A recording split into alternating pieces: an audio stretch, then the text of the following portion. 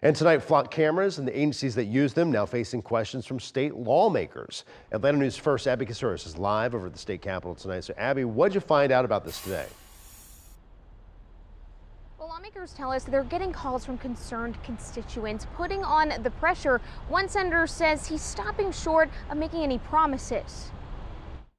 This is what frustration looks like. Across Georgia, people are showing up outside city halls, holding signs and demanding answers. We think they have a right to privacy. We think the system is being abused. The anger is aimed at this. Flock cameras, black poles, solar panel on top, popping up on roads across Georgia. They snap a photo of every license plate that drives by, then stores that data so police can search it later. Here's why people are furious. At least a dozen Georgia officers have now been arrested, accused of searching this system for the wrong reasons, checking up on an ex, a partner, someone they had no legal reason to track. We know that the audits are happening, but we have no idea what the protocols are for what these audits look like. That anger has made its way here to a mostly empty Capitol building.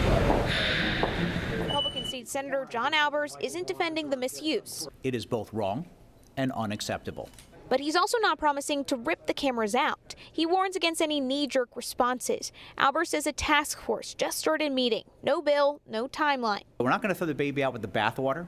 We're going to make sure we solve the problem and we work together to keep the public safe, make sure there's confidence and transparency in the process. For now, nothing changes. Albers points to terminations and criminal charges as punishment for the officers who misused the technology. Both of these things can be true, that people made mistakes and misuse something, and it also can be an invaluable crime-fighting tool. Albers says the task force has already met just in the past few weeks, and it consists of some lawmakers. He didn't name any names, the Georgia Sheriff's Association and the Georgia Police Association. Reporting at the Capitol, Abby Kasuris, Atlanta News First.